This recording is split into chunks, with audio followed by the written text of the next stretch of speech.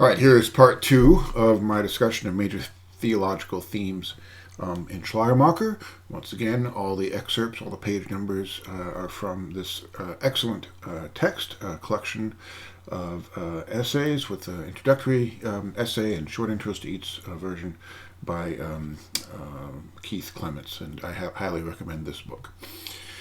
So we're going to start with Christmas Eve, an excerpt from Christmas Eve dialogue on the Incarnation.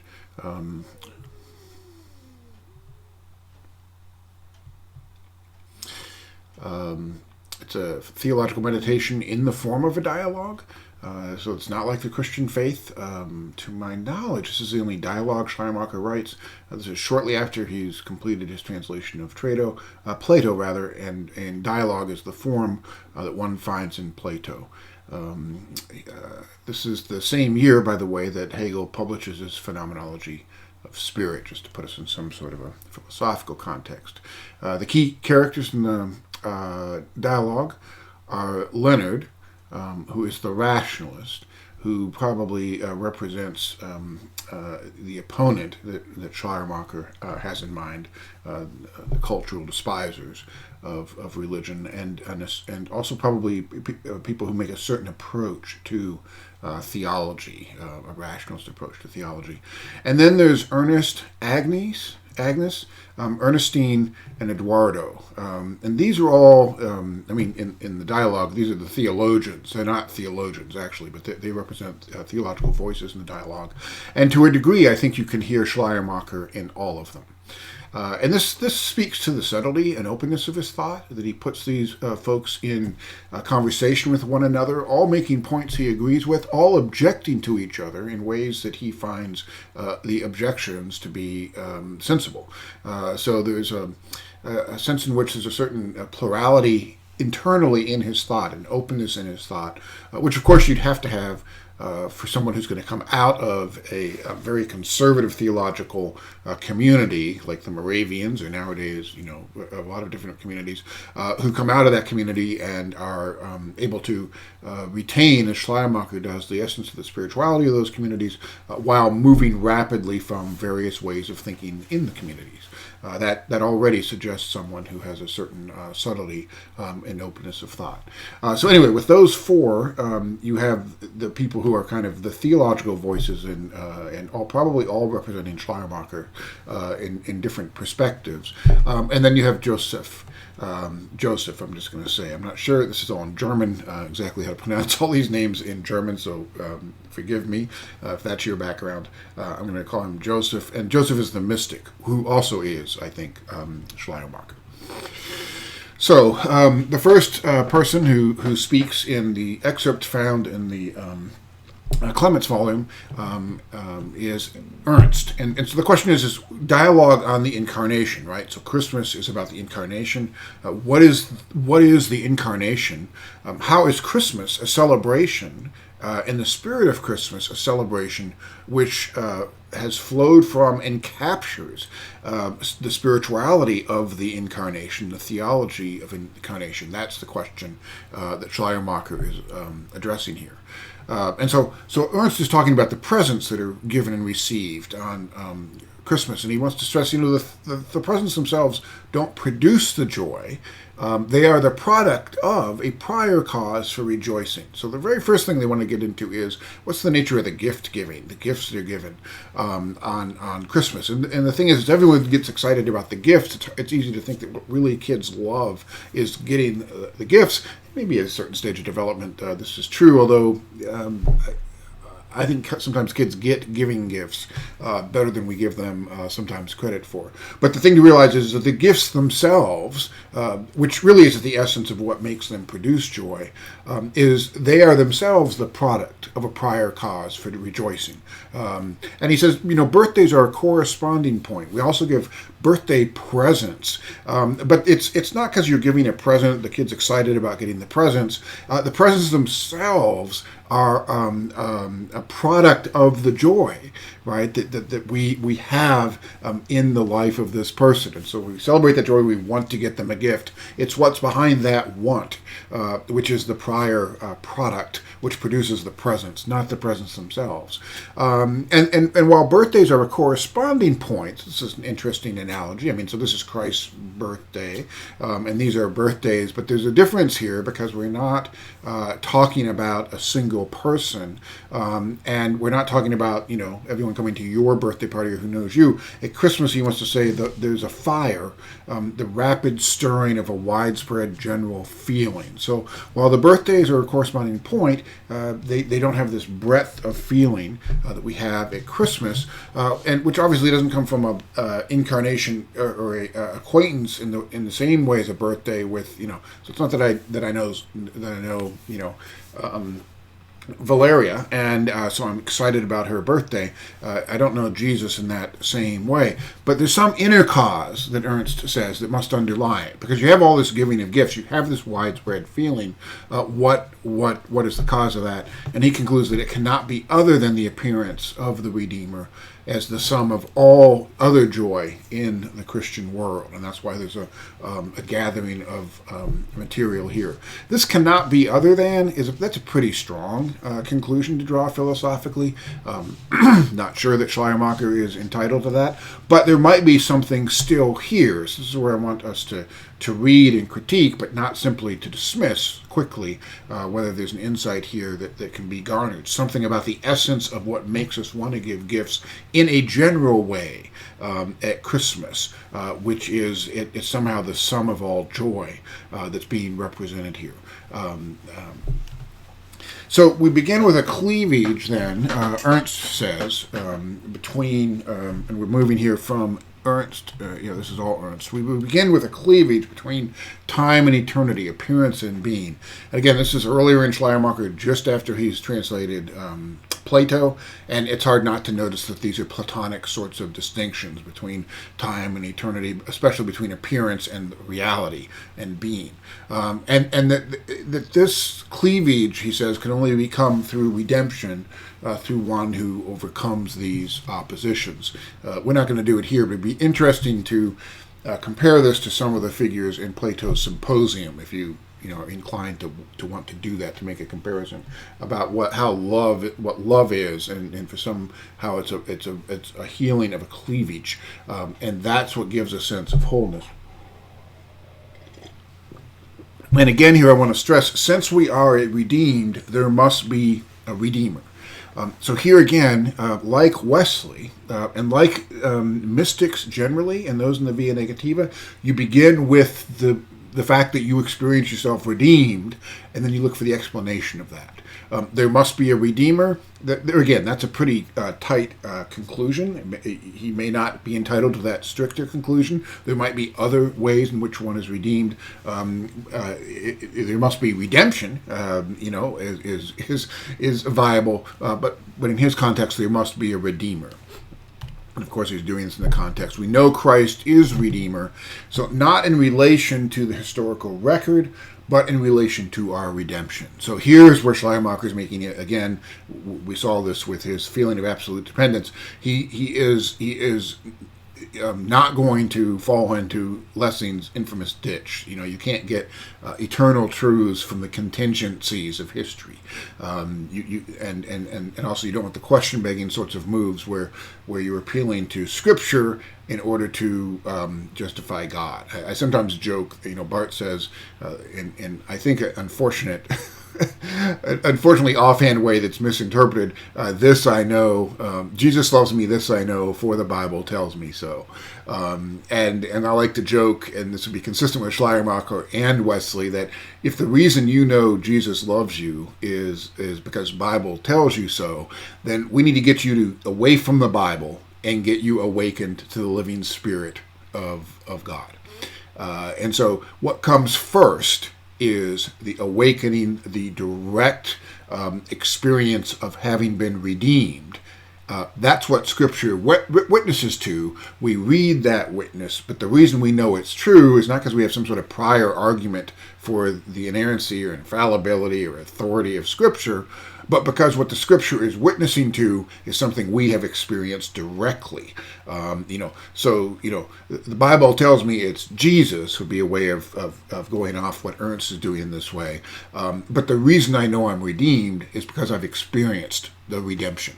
That is not a knowledge that comes from reading a text, which on some other theory I've decided is a true text. That is to confuse the order of the relationship to the reality of God.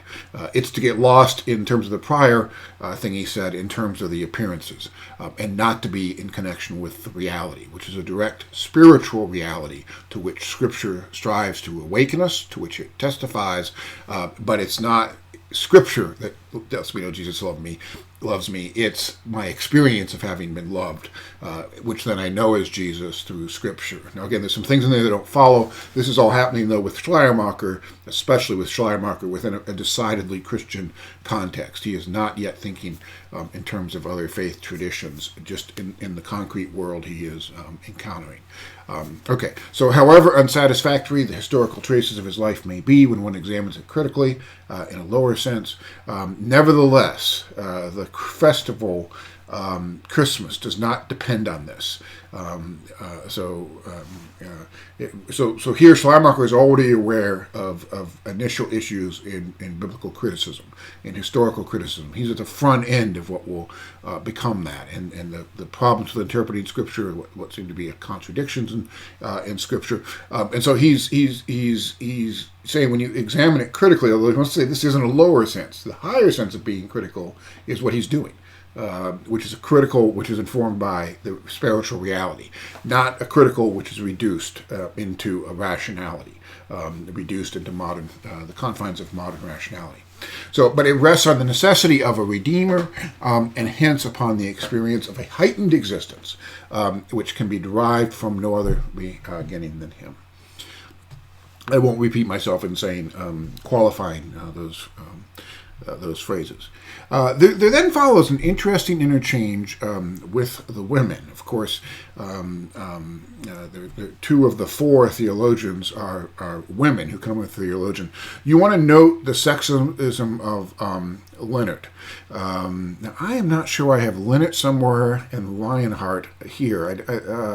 And I'm not going to stop to correct that here. It's the same person, and I'm just going to say Leonard because I can say that more easily. It could be this is a German-English, probably it's a German-English translation thing, and I looked at this in two different translations, or maybe I got it from the German. I can't remember now. I'm not that good in German. I'm not just reading the German, but I might have taken a look at it. But the one thing I want you to notice in the interchange with women is the sexism of Leonard. And Leonard, remember, represents the height of modern Western rationality. So Schleiermacher is both organizing and becomes the rector of a university, and is one of the great translators of Plato, right? So he has those academic bona fides, but at the same time he's critical of what is now the dominant form of rationality in Western universities. So note the sexism of Leonard and the affirmation of the characters, the women. Now this is not unproblematic because it participates in a stereotyping binary. So I want to just note that without kind of getting lost in it. So we have to keep track of that. This is, we'll talk about maybe a little bit further, Schleiermacher's just not in a position, almost no one is at this point, to think beyond these bounds. But the affirmation of the character of the women, which sets up the conclusion of the essay, which is women bear everything lightly regarding themselves and strive after little self-gratification. But that is just as their innermost suffering is literally suffering with sympathy. So their joy, too, is shared joy. Now this must be squared with Scripture, and can be squared with Scripture, which he says so clearly points to women as the first cause of all cleavages and of all need for redemption. So here he is participating in what is a common blaming of Eve for all the sin in the world, not Adam. And so So again, he's participating in some tropes here, which we would want to critique, but I want you to keep track of how he's undoing these, even as he remains caught up in the binary and the stereotype. So you'll notice the portrayal of Leonard in the conversation. Just notice when he interrupts, when he doesn't listen, when he doesn't notice what's just been said. He is rude, he is sexist, and he is arrogant. And this was probably not a hard character for Schleiermacher to imagine. So again, to put him in his context a little more concretely, to understand what it means that two of the four theologians are women, and even though he is going to participate in the women being the root of the cleavage, it's the women's sort of understanding, which is also the superior form of redemption. So consider the man who becomes his colleague at the University of Berlin in 1818, G.F. Hegel, the celebrated philosopher. And you can compare the following remarks from Hegel's lectures of 1822-23. So these would be delivered at the university where Schleiermacher is rector by one of his colleagues, who's been there now with him for 5 years and is there, and one of the most celebrated philosophers in Europe, Hegel, that is. So this is Hegel I'm reading now. So you're reading Schleiermacher. I want you to read the contemporary work in the same university of one of the people considered to be one of the most significant philosophers in the Western canon, let alone in 19th century philosophy in Europe. The man's dominion, and man here is not, at points I've been changing man and Schleiermacher to the generic. I think it's accurate to his thought, but here man is man, obviously, in terms of male. There's also, by the way, in the German, a way of saying human that flows naturally. So a lot that's translated man, and it's actually M-A-N-N in German, is the generic reference, but it's translated, especially in older translations, with the sexist referent. So here, Hegel, writing in German, would be using the sex, gender specific referent of man. So the man's dominion is scientific, universal cognition. And so art is also the object of the man, for although it is presented in individuality, it is a universal idea, the imagination inspired by reason, the idea of a universal. These are the man's provinces. There can be exceptions for individual women, but the exception is not the rule. Women, when they trespass into these provinces, put the provinces themselves in danger. This is from his Philosophy of Right, one of his major texts. And here's also from Philosophy of Right. Women may well be educated, but they are not made for the higher sciences, for philosophy and certain artistic productions which require a universal element. Women may have insights, taste, and delicacy, but they do not possess the ideal. The difference between man and woman is the difference between animal and plant. The animal is closer in character to man, the plant to woman, for the latter is a more peaceful process of unfolding, whose principle is the more indeterminate unity of feeling. When women are in charge of government, the state is in danger, for their actions are based not on the demands of universality, but on contingent inclination and opinion. And continuing the quote from Hegel, the education of women takes place imperceptibly, as if through the atmosphere of representational thought, more through living than through the acquisition of knowledge, whereas man attains his position only through the attainment of thought and numerous technical exertions. This is the rationalist speaking, so this is Leonard in the discourse. This is also, to continue this, so when Schleiermacher roots his theology in feeling, although not in a very precise sense of feeling, but one again which he, as indicated, is going to associate with women, right? But now not in just as a form of perception of the real, actually, in Schleiermacher.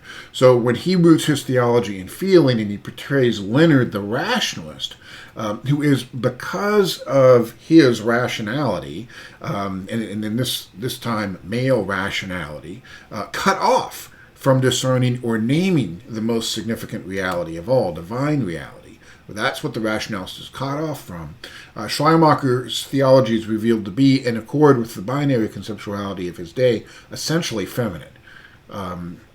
So, by contrast, note how in Schleiermacher's dialogue, in contrast to Hegel, in contrast to Leonard, in contrast to the dominant senses of the day, especially among the intellectual elites, it is Ernestine who controls actually the interchange with Leonard. There's a certain delight, no doubt, that Schleiermacher took in writing this. But just note how she controls that dialogue with Leonard, who thinks he is in control. And then consider what Schleiermacher wrote in 1802 regarding his friendship with the recently deceased Countess Frederique. For it is through the knowledge of the feminine heart and mind that I have learnt to know what real human worth is. And then in a later letter to another woman, this is mentioned in Clement, if I ever find myself, this is Schleiermacher, sportively indulging in an impossible wish, it is that I were a woman.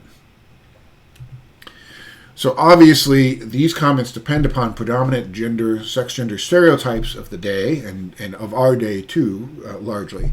Still, if he were alive today, it is reasonable to think Schleiermacher would be the sort of thinker who would find himself freed to help alleviate marginalization, oppression, and hurt by queering theology, where queer means, for a start, bringing into question a normative assertion of stereotypical sex-gender binaries. I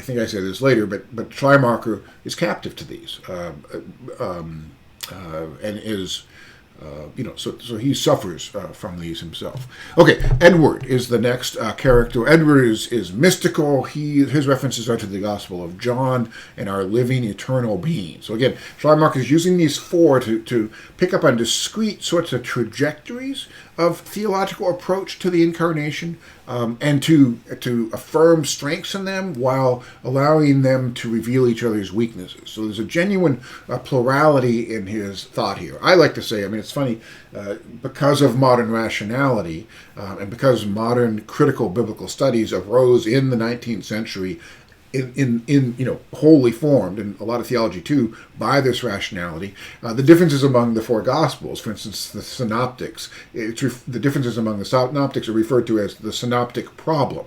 It's a problem because you can't find the one unified meaning. Schleiermacher's approach is you're just as happy there are four discrete Gospels who cannot be put together into one, as you're as happy there are multiple symphonies, all of which are works of genius, none of which are essentially identical in their form, technique, the way they're doing things. There's something about having all four, even though they can't be put together, which is better than having any one. In the same way, Schleiermacher, again, this is the pluralism, the true pluralism in his thought. Not an affirmation of pluralism, which is actually a reduction to a lowest common denominator, which we often find in people who are claiming to be pluralistic in modern thought. They still have that kind of something I've called the demon of closure, the need of reduction. There is a genuine affirmation of a plurality here. So he comments, Edward, and Joseph has not yet arrived at the party, so he's the last one of this group to talk. He says the last one to speak on a topic is in the worst position. Peculiar echoes continue to resound from each discourse in the minds of their listeners, and this forms an increasing resistance to new ideas, which the final speaker has the greatest difficulty in surpassing. And what I want you to notice is how this would apply to people in traditions in their lifetimes. So if you're coming in with new ideas and you're speaking to people who have been raised with a certain way of seeing things, there is a resistance to these new ideas simply because they're coming late in the conversation. I don't think it's far-fetched to think this is one way. Again, and this is 1806, so right after his break from the Moravians, whom he treasures spiritually, but who he finds are in need of new ideas because their theology is caught up in some simplistic misunderstandings, some rigid misunderstandings that are, but if they've been raised a certain way, coming in with the new ideas, it's hard to surpass the power of those old ideas. This is true with all of us. We are, we're born into certain ways of thinking and understanding, and when we're young, we don't know really to question those things. When it comes time, when new ideas come to us, sometimes it's hard to be open to these new ideas. That's not to say new ideas are automatically better, but to talk about a certain privileging of the tradition. And Edward's going to go, and this is going to remind us of Schleiermacher's notion of church, of the spirit of the community, where this is not, kind of not the Enlightenment idea, an association of people who are affirming the same thing, right? Like-mindedness, that's what forms a church. The church is an expression of a spiritual joining, then maybe divided into people with different personality types and things like that. But the essential unity of the koinonia is, again, the spiritual unity that one finds. And this is where he's going to say something like, only when a person sees humanity as a living community of individuals, cultivates humanity as a community, bears its spirit and consciousness in his or her life, and within that community loses their isolated existence and finds it again in a new way. So it's not a disappearance, a loss of a whole. There's the split here you find in other religious traditions between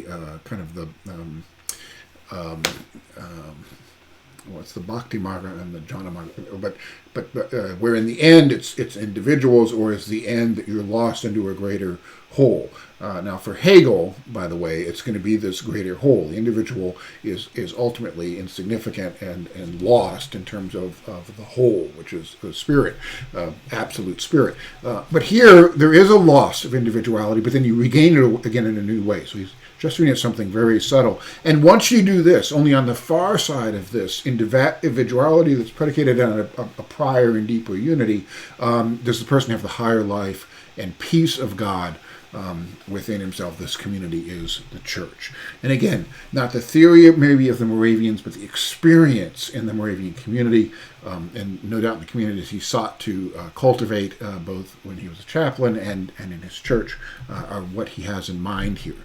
The man who is regarded as the starting point of the church, Jesus, its originating conception, must already be the man in himself. Here's this must already, which is maybe strong. The God-man from birth. He must bear that self-knowledge in himself and be the light of men from the very beginning. So here again, this has got to be, if we experience of ourselves as redeemed, if we experience this cleavage overcome, there has to be someone who has overcome the cleavage.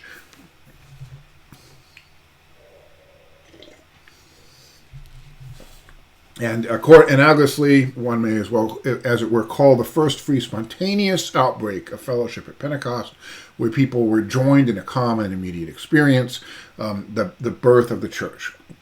For it is, in fact, through the Spirit of the church that we are born again. The Spirit itself, however, proceeds only from the Son, and the Son needs no rebirth, but is born of God originally. There's a technical note there, which I'm not going to discuss.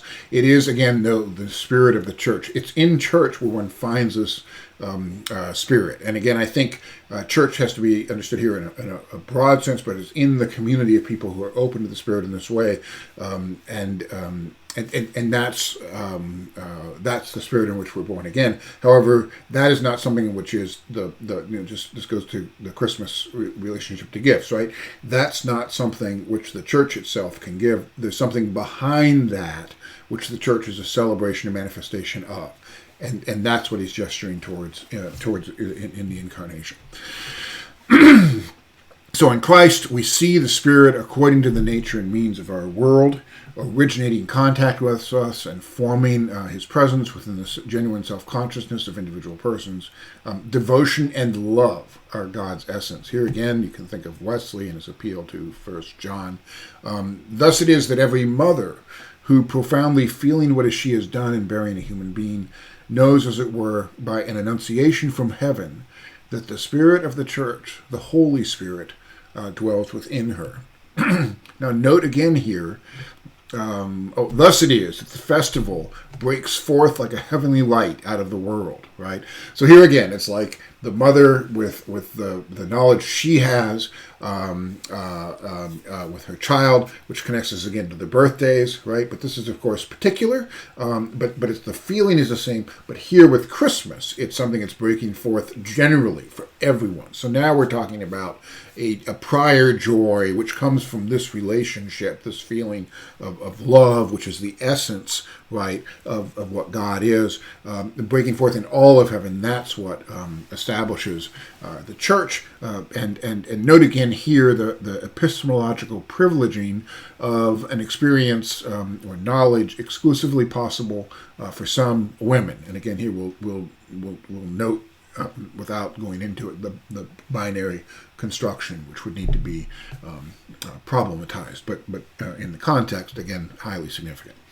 All right, while Edward is talking, Joseph, in his quietly, he listens and says that all said so far, right? So this is not now just Leonard, the rational principle, but it's the four theologians, each of whom represent aspects of Schleiermacher's own thought.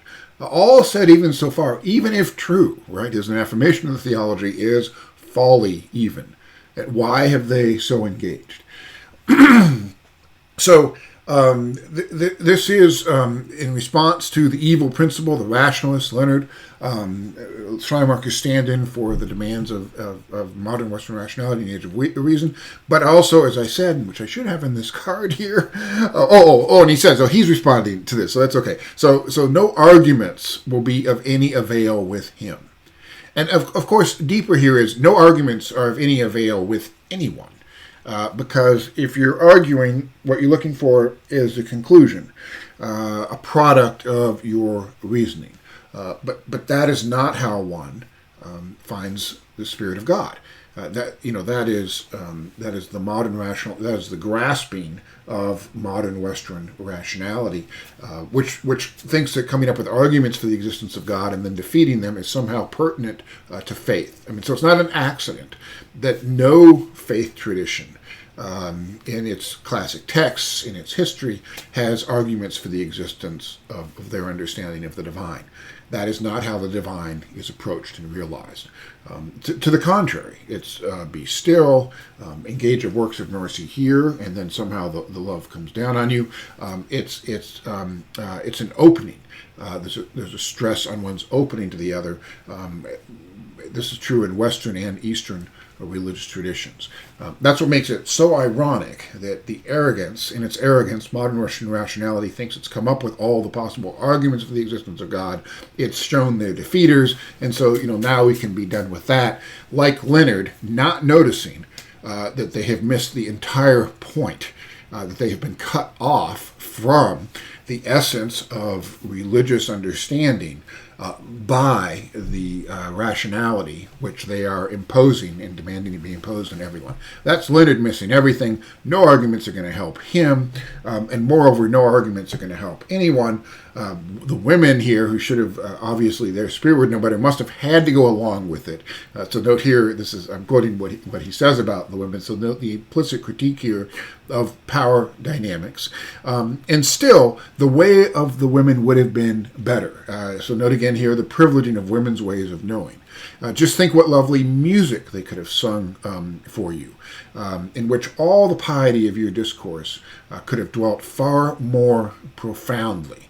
Or think how charmingly they might have, that should be might, not night, they might have conversed with you out of hearts full of love and joy. Now, emphasis here is mine there, and I'm actually now not seeing the emphasis, but note vis-a-vis piety how he contrasts argument and conclusion with singing and dwelt more profoundly. Maybe this would be one way to look back at Anselm putting his so-called ontological argument, which again doesn't function for him as an argument because it's in the midst of a prayer. So there's not an opposition. I mean, this is a sense of faith-seeking understanding. This is a sense in which faith is first. Understanding may be helpful, right? But you cannot confuse the understanding for the faith. Here again, I think this is where theology should be seen as analogous with art or with poetry, right? There's a place for analyzing the art, for the poetry, for the technique, for the meter, for the rhythm, all that sort of stuff. But if that's what you're expert in, and that's why you like poetry, because of the way it does or doesn't fit into these certain equations, you have not gotten the essence of these particular poems about grief, love, mourning, loss, all the things they're about, which the words can help us to inhabit, help us to process, help us to share, help us to live in together, but the words are not the reality. The reality we're experiencing, which is not approached through logic, right? But through Schleiermacher would say through feeling, and here a deeper sense of feeling, not just an emotionalism, right? But a different way of connecting with being. That's how the discourse could have dwelt more profoundly, but within the context of singing. And here again, I can't believe that Schleiermacher is not channeling memories of his teenage celebrations of Christmas and of worship in the Moravian community. And of course, we're working here to say again with binaries virtually unquestioned in Schleiermacher's day, and binaries to which he clearly feels himself unhappily captive. And let me, I think, do I have it here somewhere? Let me talk about... and I'll skip it if I have it later, what I would call phenomenology of Christmas hymns, or you can think of any community you've been in. It doesn't have to be Christmas. It could be other communities too that are spiritual communions. But let me speak now in terms of Christmas hymns in a community in which you've been happy and accepted and found yourself. And there comes together in that, there comes a point in that singing where the meaning of the words isn't what the hymn is about. Often I ask people their favorite Christmas hymn, and they don't know the words. They can't even finish the first verse, let alone the second, right, of this favorite. But the meaning of the words isn't the point. What's happening is something different. The words aren't insignificant, right? They can't be overtly offensive, et cetera, et cetera. Some of them are dubious theological, but that's not the point. The point is the way in which in the ritual, in the community, that time comes where I'm not singing the hymn, but the hymn is singing us. And we're caught up together. This is the sort of spirit which is not a product, Schleiermacher doesn't think, of simply some sociological or some psychological dynamics. Those certainly will be in play, but this also gives us access to another dimension of reality, which is the essence of faith, of religion, where we find ourselves. All right. So, for me, all forms, this is Joseph again, the mystic, are too rigid, a speech-making too tedious and cold, itself unbounded by speech. The subject of Christmas claims indeed creates in me a speechless joy, and I cannot but laugh and exult like a child. The long, deep, irrepressible pain in my life, so there's not a denial of pain here.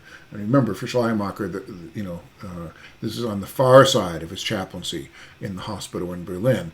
The long, deep, and the loss of his mother, obviously, as a boy. And at this point, you have a sense of how sensitive Schleiermacher was, what that would have meant to him. I think I remember reading somewhere that the rest of his life he refused to speak of it. The wound was so deep. So that the long, deep, irrepressible pain in my life is soothed as never before. I feel at home as if born anew into the better world, in which pain and grieving have no meaning and no room anymore. I look upon all things with a gladsome eye, even what has most deeply wounded me. This is a spiritual response to suffering and evil, in contrast to a theodicy, a logical justification of evil. This is how a person finds comfort and solace while the pain, while the evil is still there.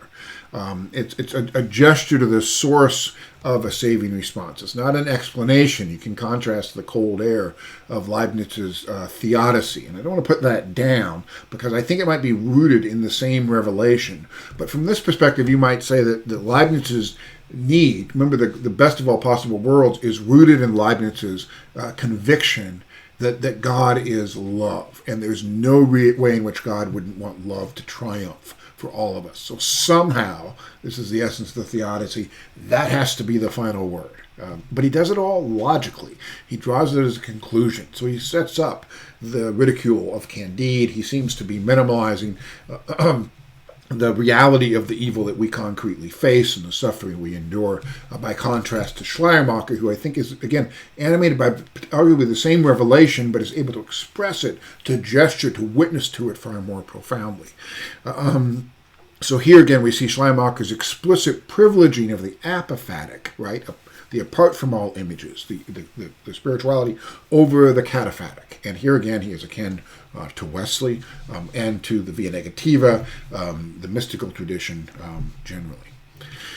So one might say that Leonard rationalism illustrates the cold, hard, heartless reality of the cataphatic without the apophatic, right? So you can do this with theology too, if what the theology is about is just the meaning of the words and adherence to this versus that confession, but without the apophatic, right? In the vernacular, this is reason with no heart, knowledge with no soul. I managed to misspell "no" two different ways there in two successive phrases. Sorry about that. So reason with no heart, knowledge with no soul. This would be in the vernacular today, or religious but not spiritual. That would be what it would be to have the cataphatic without the apophatic. Whereas for Schleiermacher, again, the apophatic is the ground. The cataphatic, the poetry, is secondary. Okay, and so Joseph says, I have roamed about the whole evening, everywhere taking part most heartily in every little happening and amusement I have come across. I have laughed, and I have loved it all.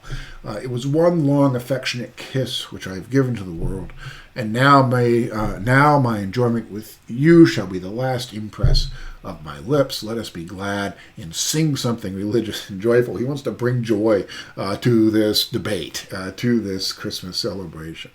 And here's where I talk about the phenomenology of Christmas hymns. I'm going to not talk about that now because I talked about it before out of sequence.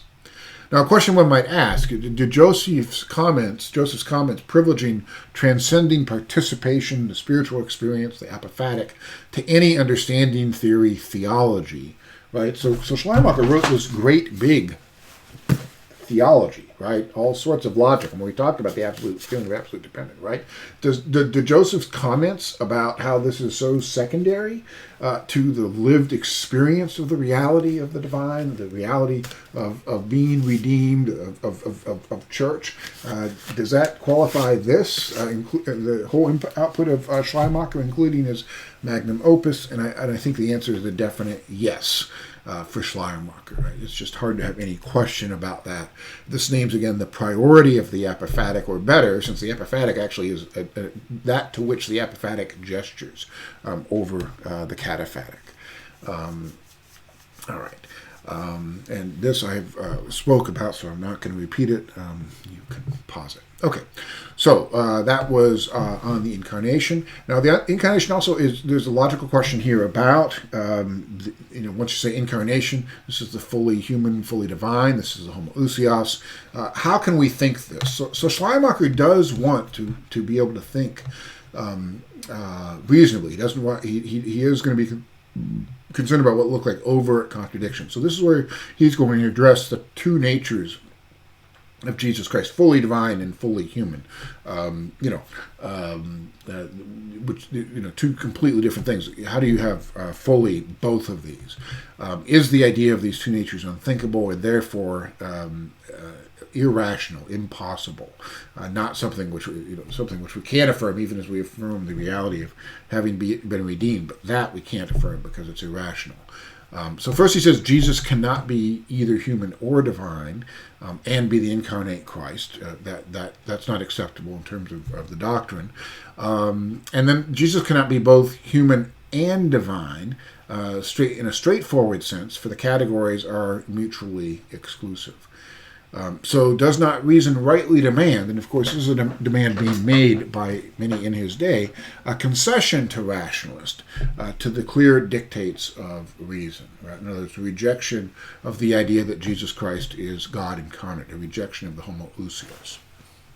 This is the question he's facing, and a question that's being put by contemporary, modern critical theory, biblical theory, is rooted in Germany, right? So he's a little bit ahead of it at this point, but this is already in the air. This is already being raised an objection even within Christian circles. And the first thing I want to say is that concession would destroy faith. Moreover, it would deny faith, which is real. So again, here we get the experience is real. And so the presence of the divine in us through the work of the Spirit is real in us. So here again, he's going to start with this reality. We experience with this reality the divine resident in humans. And therefore, he wants to say the divine presence in humans must be possible because we experience it. Whether we can think it or not, it's a reality. So the incompatibility of the concepts does not signal the impossibility of reality necessarily, but potentially a human conceptual limitation. Therefore, he says it must be possible in an absolutely distinct but still analogous way in Jesus Christ, right? So the way in which we experience the divine in us gives us the paradigm for how we might think of Jesus Christ being divine. But there's got to be something absolutely distinct about us and Jesus Christ. There's something different there. And what he has is we have a flickering, now more and now less, of this God consciousness, whereas Jesus Christ has perfect God consciousness. So in Jesus Christ, the split between the divine and the human is overcome. All right, now we're about to go into Christology. We'll get this into more concretely. But you'll be right to think if you have been raised with a traditional Christian understanding of the homoousios, then you've been taught to think of it in terms of two kind of stuff, right? Actually, some sort of material almost that somehow is combined in Jesus.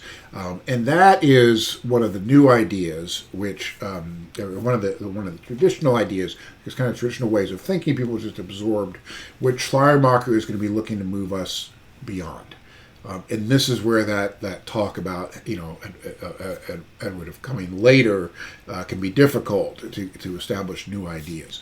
So this is going to be a new way, in some ways, of thinking about incarnation.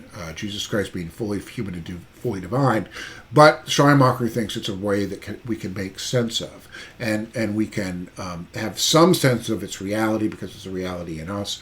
Nonetheless, we can say, even though we're going to say, here's the precedent, here's the way we can connect with this, we experience the divine. There's still going to be something distinct about Jesus, which is going to be the perfection of his God consciousness at every point. All right, and this gets us to the person of Christ.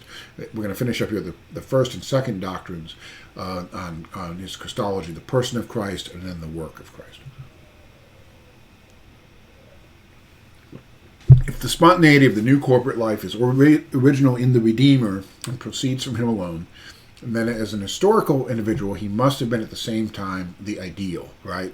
So as an historical individual, as human, fully human in history, he must at the same time have been at the same time ideal. In other words, fully God, fully divine. And each historical moment of his experience must at the same time have borne within it the ideal.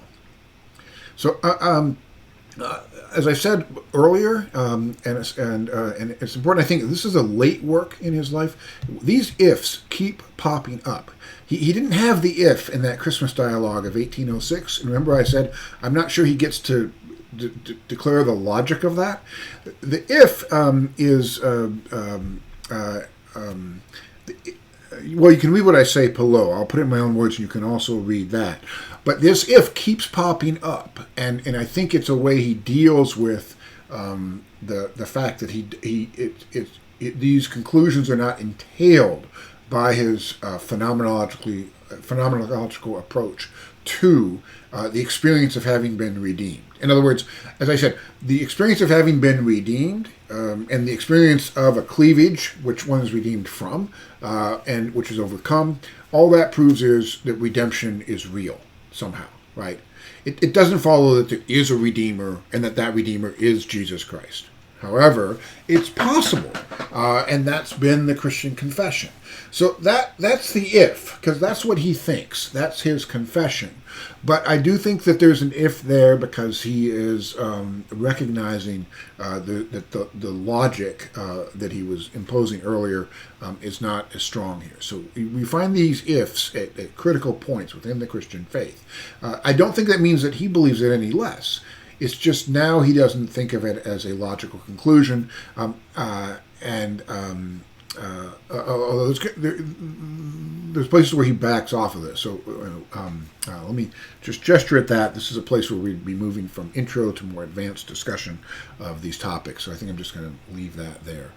Now, to understand the person of Christ and the work of Christ and Schleiermacher, we need also to understand the philosophical sense of substance. When I say substance, I don't mean like, mercury or hydrogen or something like that, like in chemistry. I mean substance in the philosophical sense. And here, the contrast between Aristotle and Plato on primary and secondary substance is going to be critical to understand, at least in a rudimentary sense. So you need to realize that we all, since basically the 11th century, and more so since the 17th, we're all basically Aristotelians vis-a-vis substance, our understanding of substance. And this is one of those cases where it's not a matter of whether you know the philosophy or not. You are part of a philosophical theme. The question is whether we understand that or not. For Aristotle, to talk about substance in his sense, Dobbin, which is the name of this horse in Aristotle, Dobbin, the actual individual horse, is what is real. That's primary substance, right? And then from all the different courses we encounter, of all different types, right, we abstract the idea of horse, right? So I'm sitting on a chair. I have something else here. This is basically an antique nowadays. This is called a back chair. Ironically, it's for your back. It doesn't have a back. But it's also a chair. But the idea of chair we get from all these different things, and there become places where is that a chair or not? I mean, it's not. What's real though is each individual thing in what it is, and then from these things, as we get common generalities, we abstract ideas and say, okay, these are chairs. This is horse. The real, what's primary substance, what's real, is the individual real thing. What's secondary, the ideas that we generate so that we can categorize, these are chairs, these are horses, Dobbin's a horse, this is a chair, and that's a chair too, even though it looks real different. And that's pretty natural for us to think of. So it's different for Plato. All right. So for Plato, and actually Aristotle is Plato's student. So Aristotle is the one who reverses this from his teacher Plato. For Plato, what's really real is the idea or the form horseness. And Dobbin, what makes him a horse is that Dobbin participates in the reality, the form of horse or horseness. So for Plato, what's real first, primary substance, is the ideal. And then the individuals that are forms of that ideal, they are the individuals. They participate in horseness, but they are secondary in that sense to horseness. So it's really a precise opposition here. And again, you can see where if you think of that Plato thing, this sounds bizarre, and the Aristotle sounds just natural. It's, as I said before, because basically in the modern world we are Aristotelian, not Platonist in terms of how we think. So the parallel to Schleiermacher is not exact, but it's helpful to bear Plato in mind vis-a-vis the Redeemer as ideal in history, right? So that's the ideal, the form, which is now located in history in a person. And in this regard, it's likely to be important to remember that Schleiermacher is also famous for his translations of Plato. So this notion of substance, this Platonic notion of substance, his way of talking about the ideal, I think, and Hegel, of course, talks in a very different sense about the ideal, but I think this is more where Schleiermacher is coming from, and this is where he can be difficult for us to understand, since we basically are now all Aristotelian. So in Jesus Christ, the human and divine are united, since humanness, right, the essence of the human in the Platonic sense, is thereby redeemed. So when in this sense, when Jesus, the human Jesus, is redeemed, the form human is redeemed, and since that form precedes the particular individual, insofar as we participate in this form as humans, we're all redeemed too. As Jesus is the human who is also the ideal, and so redeems the human. So humanist is redeemed. Now the Eastern, or what's called the Orthodox Church, the Eastern Orthodox Church, remains more within a Platonic conceptuality because of their, remember, we've moved west, as I talked about. We come out of the Catholic side of the Great Schism of 1054 and then the Reformation.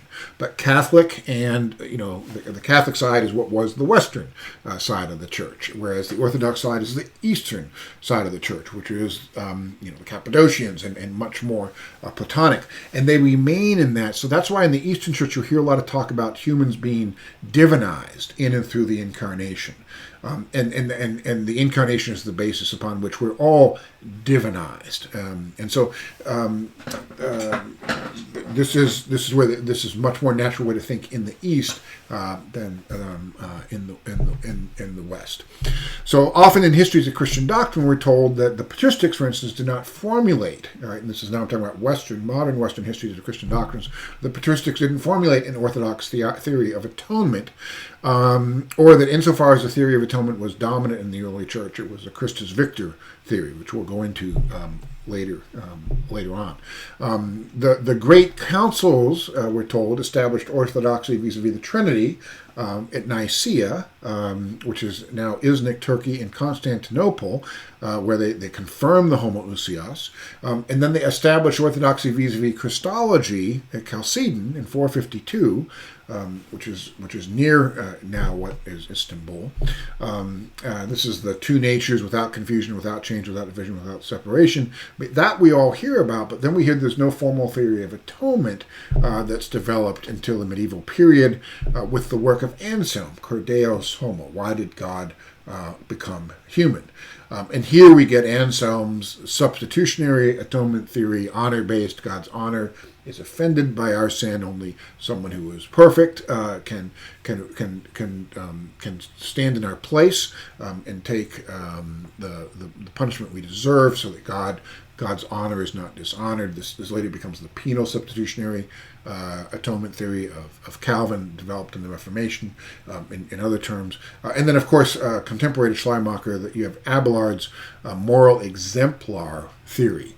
And again, it could be, I'm not expert enough in Abellard to know, it could be that Abellard too should be read more through this Platonic lens. But as we typically read him, moral example, someone sets an example over there, I witness it, and it inspires me. Right? Or with Anselm, suddenly the question arises, okay, so Jesus died back then, and the focus is then on the death, right? What does that have to do with me? Now, that's seen as the atonement question. Of course, that is a very Aristotelian way of seeing the distance between Jesus, a person back there, human back there, and me, a human over here, where the individual is the primary substance. So on the other hand, and I want to be oversimplistic here and say there's just like complete unanimity on the atonement in the early church. You can find people saying different things. But on the other hand, from the heart of the Christological controversies of the 4th century comes Gregory of Nazianzus' famous contention that what has not been assumed cannot be redeemed or is not redeemed. It is what is united with God that is saved. Right? So that which is assumed is redeemed. That which is not assumed is not redeemed. This conviction and contention was decisive in the so-called Christological controversies of the 4th century. And I say so-called Christological because what we see in this light is that these controversies were rooted in the experience of redemption. Now, Gregory of Nazianzus' argument is, I experience myself wholly redeemed.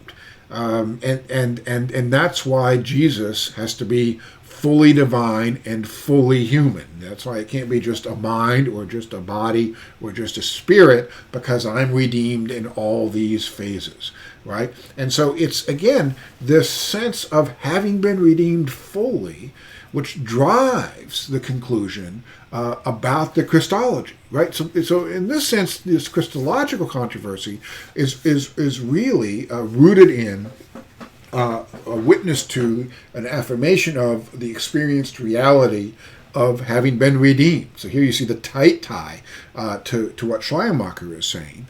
And in order to account for that experience, this is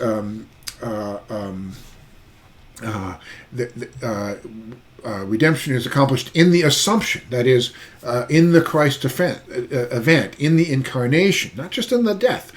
Death is a part of life. So there will be a death, there will be a birth. It will be in the being fully human, body, spirit, and soul. This notion that it's what's assumed, what's redeemed, makes sense from the idea of perspective of Platonic idea of substance, but it's completely opaque from an Aristotelian perspective, because when Jesus is fully human and yet fully divine, and so is a divinization of the primary substance of the human, I participate in that because I'm human from a Platonic sense. You see what I mean? So once Jesus redeems the human, that which is assumed, then the human is redeemed. And since human is primary substance, that means that in Jesus' redemption of the human, every human, and we're human because we participate in the form of human, we're all redeemed.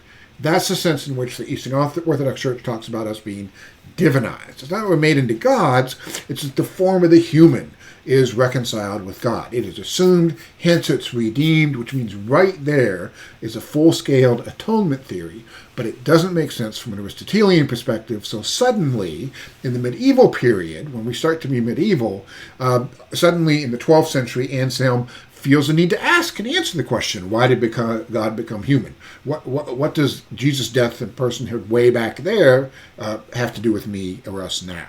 And so it's as if he's asking this question for the very first time, sometimes the way history of doctrines are put. What is not realized is it's a question that first comes up within a shift from a background Platonism to a background Aristotelianism, which names the shift from the patristic to the medieval worldview. All right, so and that's where even Abellard, at least as interpreted, moral exemplar, right? It's an example out there. I see that changes me here. Again, this is Aristotelian. There's a distance there between Jesus as a human and me as a human, where the human is just an abstraction, right? So end of digression. So returning to Schleiermacher, if the Redeemer is the highest development, only source of life in God, notice the if again, then he must be thought in such a way so as to fulfill this condition.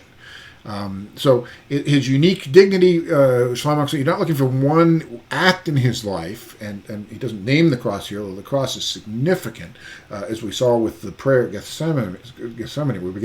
We can understand out of this why that Gethsemane moment is this is going to be the culminating moment where is the God consciousness going to triumph. And then Jesus engages in the prayer, and through the prayer, the piety that's always triumphed, it triumphs again here at the final, the ultimate proving ground, right? When the rubber hits the road, when literally it's your life. Who do you remain faithful to?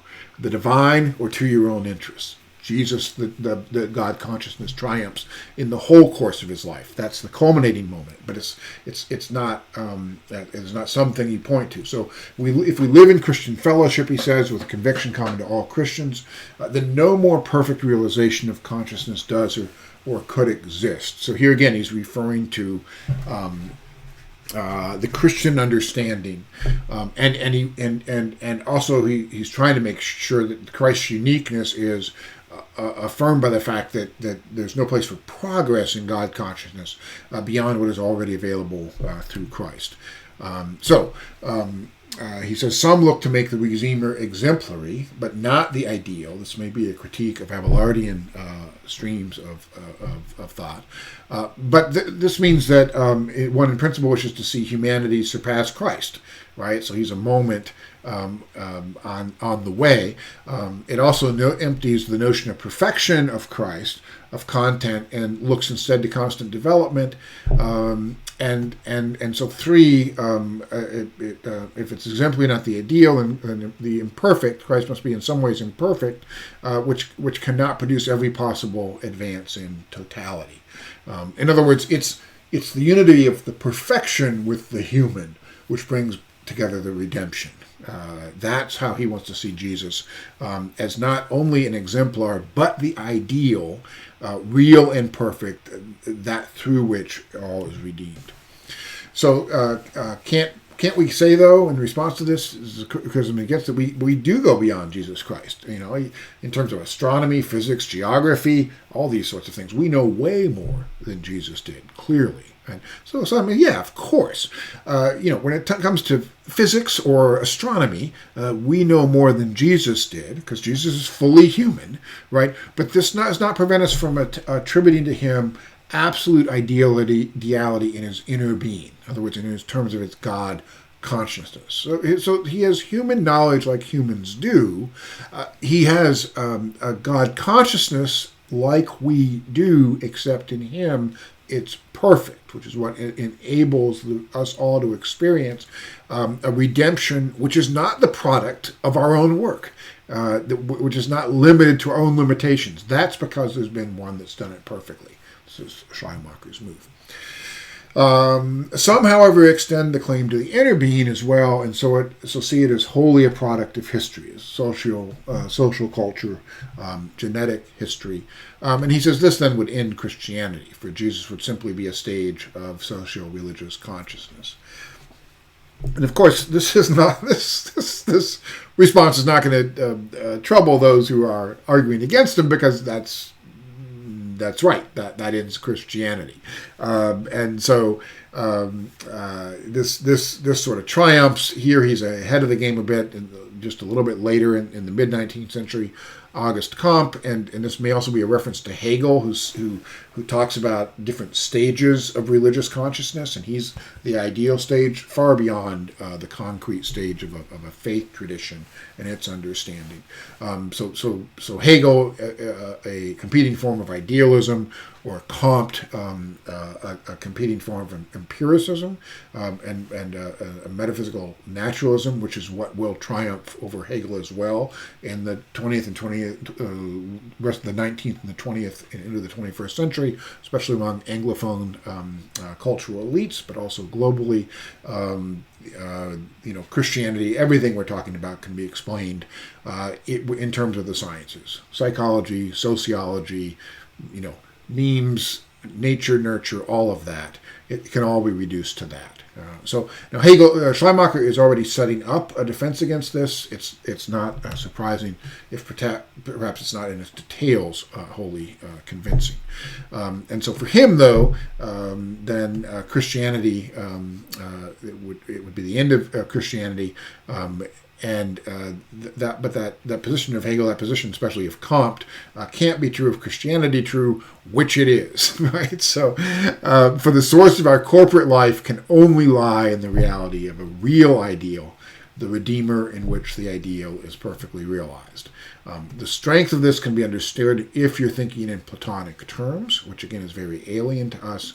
Why we should think in Platonic terms and not in Aristotelian terms, I'm not sure that Schleiermacher ever adequately addresses that.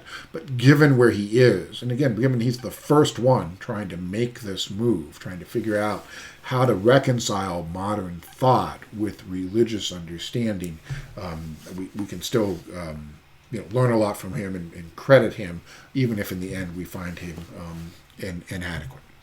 Okay, so moreover, he says, since historical life is imperfect, sinful, the perfect could not have emerged out of it. It has to have come from somewhere else, he says. So if Jesus was the ideal, and if ideal became historical and actual in him, then he entered into the corporate life of sinfulness, but did not come out of it. And this is the sense in which Schleiermacher wants to say that Jesus is the one and only miracle. And this is consistent with his sense of this God as a steady force, right? This steady appeal of what is good and loving and just. I mean, that's steady. It doesn't, not breaking in the flow. And our God consciousness, to be pious, is to live in the world out of this awareness, right? In this sense, to be in the world but not of it. We all do this in ways that go up and down, all in sorts of failings. What makes Jesus distinct is from his birth until his death. Again, now we can see why that Gethsemane moment is the ultimate moment, but not the only moment. It's a culminating moment of a process where at every step of the way in Jesus, the God consciousness remains perfect, And insofar as the God consciousness remains perfect, Jesus is the human who is also the ideal, in that sense, homoousios, in that sense, the Redeemer, God incarnate. And so this is miracle not as a magical product of causes within nature, interrupting or violating nature, but miracle as the perfect realization of God consciousness. And so the living product of divine action in this non-miraculous but real sense within the world. So Jesus developed normally from birth. Jesus is fully human. Jesus knows as a child knows, limited by age, culture, education, and so forth. Jesus' God consciousness, as Jesus himself thought of, conceptualized, and understood it, was limited to the thought forms of his day. Otherwise, you lose the fully human. You go into Docetism. So at every moment, even of his period of development, he must have been free from everything by which the rise of sin in the individual is conditioned. So it's a development of understanding, but at every point, this God consciousness trumps the living life within this not faithful to that God consciousness. And again, that's what we see at Gethsemane. It's the moment of life and death, the foxhole moment. Jesus remains faithful in Jesus' God consciousness. He's fully human, so in principle, he may have failed at this point, but he did not, and that's what makes him God. So all the powers emerge gradually, as normally. No historical human power ever arose which was not immediately dominated by the perfect inner God consciousness. A continual transition from condition of purest innocence, right, to when he's born, to one of purely spiritual fullness of power. All doctrines and precepts developed in the Christian church have a universal authority only through their being traced back to Christ. No other ground than his perfect ideality in everything connected with the power of God consciousness in him. The Redeemer then is like all people, and again, given Schleiermacher's understanding of women, I think while he says men here, I think, like in contrast to Hegel, we can make him inclusive without violating his thought, infidelity to his thought. The Redeemer then is like all people in virtue of the identity of human nature, but distinguished from them all by the constant potency of his God consciousness, which was a veritable existence of God in him, which was a true existence of God in him. So again, if you're used to the old substance way of thinking of homoousios, you're going to see this as a problem. But for Schleiermacher, there's nothing about substance which is somehow magical or special. In fact, it's going to be magical. What we're talking about is the fullness of Jesus' spirituality of being one with the divine. And in that sense, Schleiermacher thinks he is full scale, affirming the homoousios, but in a way which we can make sense of, while not dismissing modern understandings of the world, modern science and reason. So before the Redeemer, we cannot speak of God consciousness, which is the existence of God in us. So no other religions, or even Judaism, Jews before Christ, experienced a pure God consciousness. And here we see, just as the unconscious forces of nature and non-rational life become a revelation of God to us only so far as we bring that conception with us, the idea of the existence of God in us, so also that darkened and imperfect God consciousness, the one that's had apart from knowledge of Christ and the work of Christ, by itself is not an existence of God in human nature, but only insofar as we bring Christ with us in thought and relate it to him. So here, actually, it's kind of funny because Wesley's usually seen generally as the more conservative theologian, and Schleiermacher, or people like Tillich, is the more progressive or liberal theologians. But here you can contrast this to Wesley's covenant of grace, where Wesley is better at not raising an epistemological hurdle and has this covenant of grace affected eternally. So there's no way in which Adam, insofar as he participated in the covenant of grace, is automatically any less able to participate in the divine, let alone Abraham and the prophets and the others than we are. But for Schleiermacher, this privileging of Christ is problematic, and in this sense, he is more problematic from my perspective, anyway, in the way he makes the knowledge of Jesus Christ essential to the reality of participation in being redeemed. This, I think, runs contrary to the prioritizing of the apophatic over the cataphatic in Schleiermacher's thought generally. Okay, so I've just said this. I'll let you read it.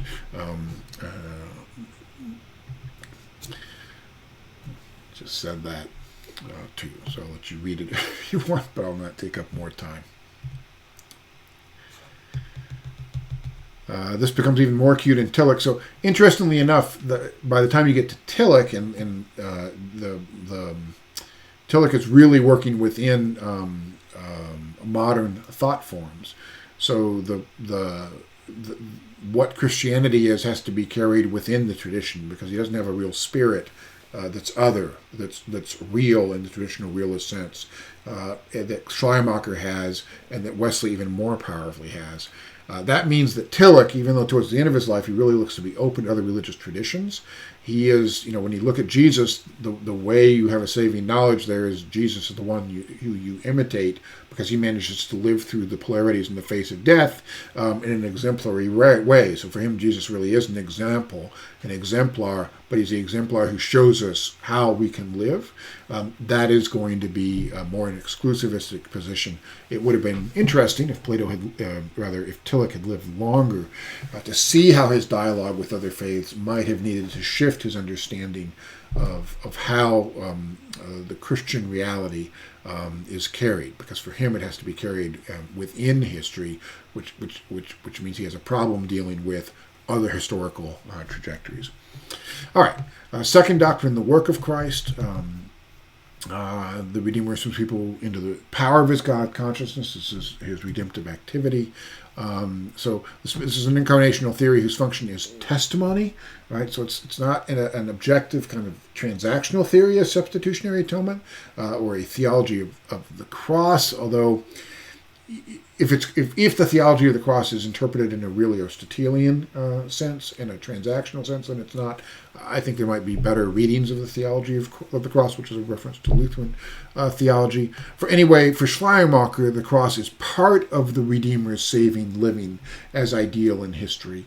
But to say again, the cross is not set apart from the person. And remember, it's Jesus' fidelity, even in the face of the cross, right? That Jesus continues to speak love to power, even though it's going to mean his death. That is what, in his mind, fulfills his ideality, and another phrasing, we might say, what makes Jesus pleasing to God. Not the cross itself, not the suffering itself. So Schleiermacher already, as people in the early church were, who were Platonic, they already raised this objection to the idea that somehow God was in any way pleased or satisfied by the suffering on the cross. We'll see, has been forcefully rejected in some later works, especially among womanist theologians that we're going to look at later. Already, though, Schleiermacher is sensitive to this, as were certain things. So the cross is not a separate work, the fully human and fully divine, something that's realized throughout Jesus' life as the pious conquers the worldly, so he's always living in the world but not of it. That entire life is the work of Christ, and it's this original activity of the Redeemer, which belongs to him alone, and which precedes all activity of our own in this challenge, and would be the means of which he assumes us into this fellowship of his activity in his life. The continuance of that fellowship accordingly constitutes the essence of the state of grace. The new corporate life is the sphere within which Christ produces this act. In it is revealed the continuous activity of his sinless perfection. So insofar as we move forward in community and we're able to participate where the cleavage has been healed, where we participate in the divine despite the fact that we fall away, our up and downness is immaterial in that sense, because Jesus Christ healed this cleavage, and now through his work in the community that endures, in the koinonia, in the sense of people who live with the God consciousness, we too can experience this community and healing. Note this exposition, as he says, is based entirely on the inner experience of the believer. Its only purpose is to describe and elucidate that experience. So here you find his express affirmation of the priority of the apophatic over the cataphatic. Doctrines are only expressions of inward experiences. Again, so not a proof, but a testimony, not an argument, but an appeal, an attempt to awaken. So we must seek to bring doubters to the same experience that we have had. We've already distinguished the magical is to think there's kind of this divine intervention within the flow of nature. The solely empirical is to think that Jesus is a good teacher and example, never the perfection. To have knowledge about Jesus is what somehow brings salvation, instead of the saving experience of reality, which is an experience of a reality, not an understanding about a fact within history. This is how he distinguishes the magical on the one hand from the empirical on the other, the scientific, which has its place, right? The magical is just a confusion. The empirical is modern science and is real, but it doesn't capture, it's not appropriate, it can't see the mystical, which is carried in the community. Again, the Moravian experience, I think, is definitive here, and which is an openness to continual absolute dependence upon God as the Redeemer, and which stimulates loving action and saves, where salvation is the living experience of grace. I'll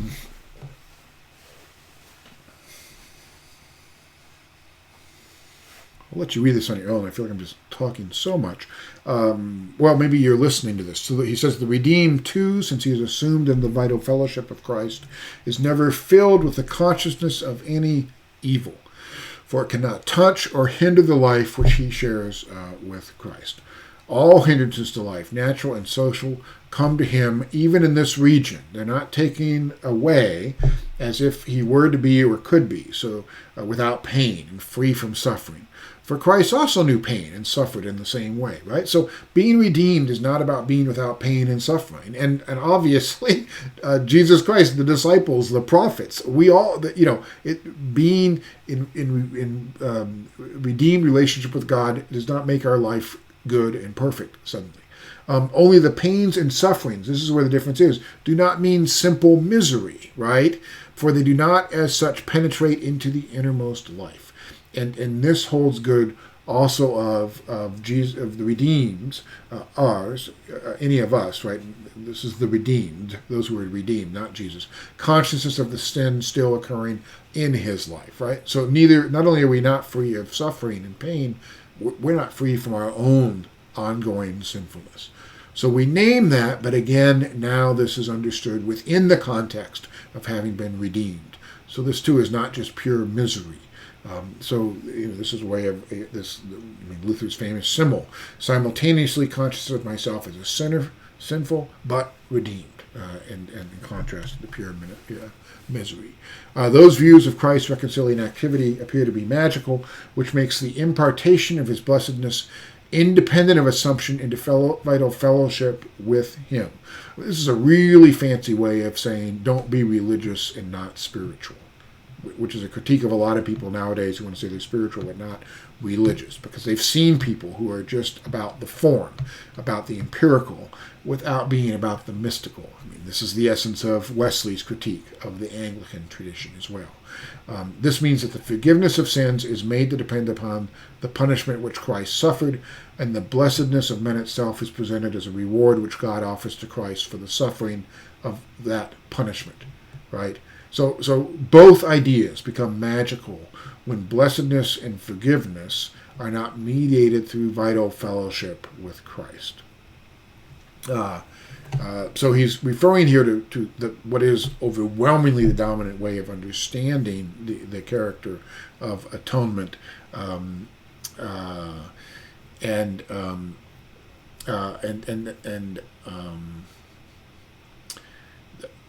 the understanding that these ideas become magical when what you're doing is related to, okay, this happened out here, so I'm redeemed, and this is occurring to you as a logic, right? And instead of participation in the vital fellowship with Christ, we want to experience as the redemption. Again, here there's a commonality with Wesley, and also in a way I'm going to show you later with Calvin. Although, okay. And also, he wants to make stress the perfection does not lie properly and immediately in the suffering itself, but only in his giving himself up to it. And of this it is only, as it were, a magical caricature if we isolate this climax, leave out of account the foundation of the corporate life of Jesus, right? And regard this giving up of himself for suffering's sake as the real sum total of Christ's redemptive activity, right? Giving himself up for suffering's sake. No, that's not. Jesus does not give himself up for suffering's sake. Jesus gives himself up to suffering for the sake of what is pious living in community. As I put it, which is a more, not me, of course, this would be some more modern way of saying it, for speaking love to power and refusing to stop doing that, even when one's own life is at stake. But the suffering itself, there's nothing good about suffering itself, as Schleiermacher is all too well aware. His blessedness emerged in its perfect fullness only in it was not overcome even by the full tide of suffering. The more so that the suffering arose out of opposition to sin, and that therefore the Redeemer's sympathy with misery, ever present, though without disturbing his blessedness, from the time of his entrance into the corporate life of sin, had here to enter on its greatest phase. He's just saying what I've just been talking about speaking truth to power even under the end of the cross. For whatever in human nature is assumed into vital fellowship with Christ is assumed into the fellowship of an activity solely determined by the power of God consciousness, therefore adequate to every new experience and extracting from it all it has to yield. It is at the same time assumed into fellowship of a satisfaction which rests in that activity and which cannot be disturbed by any outside influence. So this is Jesus living as the ultimate pious individual in the world, but not of it. Someone who has faced hardships to the ultimate. But even in that, this is the power of the God consciousness, adequate to every new experience and extracting from it all it has to yield. In one who goes to the death, we see one who has experienced this to its fullest. Each assumption is simply a continuation of the same creative act which first manifested itself in time by the formation of Christ's person. In this new life of Jesus, humans achieve the destiny originally appointed. All right, so closing thoughts. A mature Schleiermacher comments after visiting his boyhood Moravian community, "Verily, dear Charlotte," this is his sister, "there is not throughout Christendom in our day a form of public worship which expresses more worthily and awakens more thoroughly the spirit of true Christian piety." And of course, I think he probably had his own Reformed church in mind here. No form of public worship today which expresses more worthily and awakens more thoroughly the spirit of true Christian piety than does that of the Herrnhut Brotherhood, the Moravians.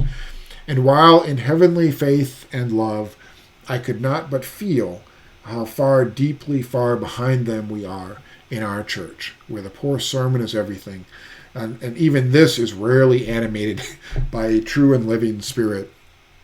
There is no other place which could call forth such lively reminiscences of the entire onward movement of my mind, from its first awakening to a higher life, up to the point which I have at present attained. Again, this is near the end of his life. Here it was in the Moravian community, the first time I woke to the consciousness of relations of men, of humans, to a higher world.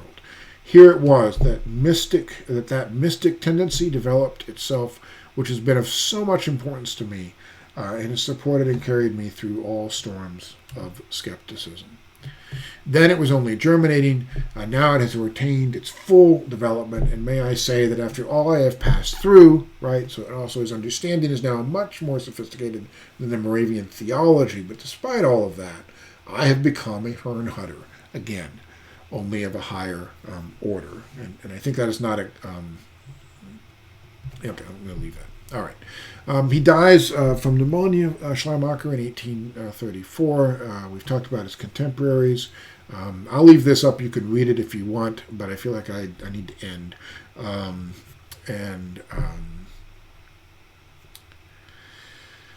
I won't go into this about Barth, except to say that Barth reacts radically against Schleiermacher, but this is in the context of the First World War and Kaiser Wilhelm II's that document that the 93 intellectuals signed affirming Germany's aggressiveness at the beginning of the war of empire.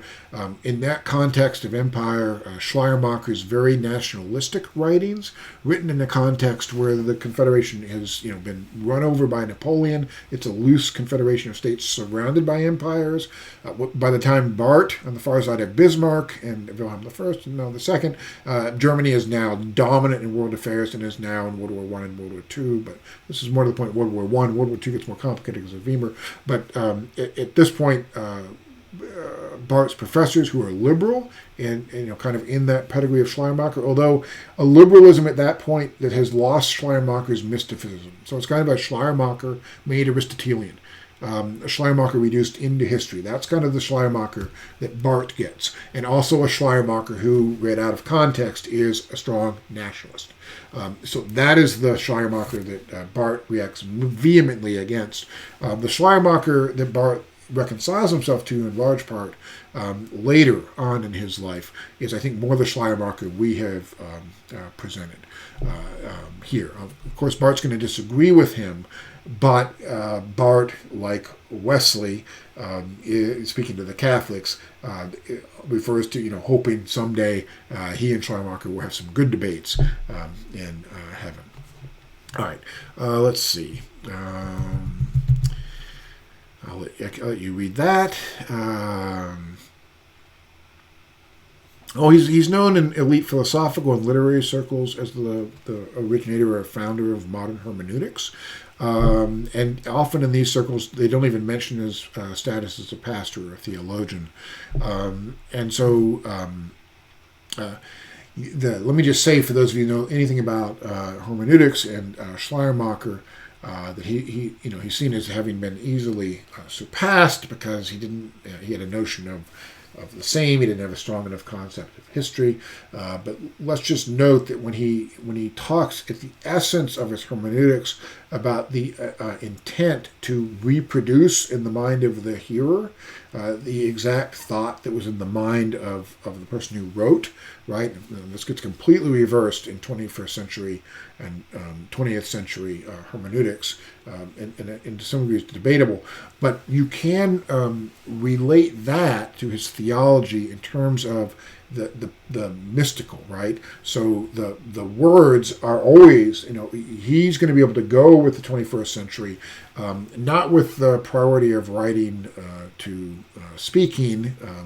And again, if you don't know what I'm talking, if you haven't studied hermeneutics, you're not going to understand what I'm talking about. But for those who have, right, and for those who have listened to Grodin when he asks Gadamer at the end of his life, what's at the core of his hermeneutics, and he says it's Augustine's inner word, for Pete's sake.